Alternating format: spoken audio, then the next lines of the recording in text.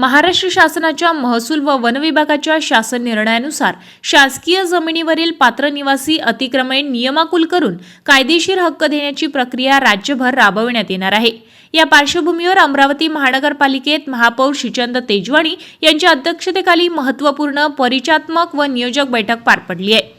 बैठकीला महानगरपालिका आयुक्त वर्षा लड्डा, उपमहापौर सचिन भेंडे, सभागृह नेते चेतन गावंडे, विरोधी पक्षनेते विलास इंगोले, विविध गटनेते, झोन सभापती, नगरसेवक तसेच महानगरपालिकेचे वरिष्ठ अधिकारी उपस्थित होते।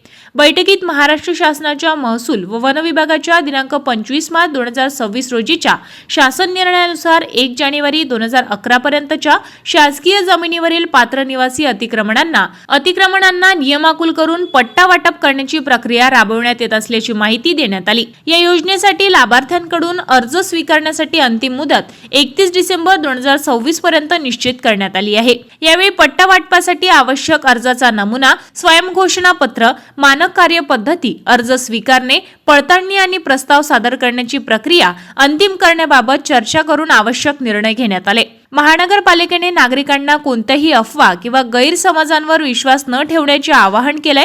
अर्जाचा नमुना, आवश्यक कागदपत्रांची यादी, एसओपी, अर्ज स्वीकारण्याची ठिकाणे व कालावधी या संदर्भातील अधिकृत माहिती लवकरच जाहीर करण्यात येणार असल्याचे प्रशासनाने स्पष्ट केले।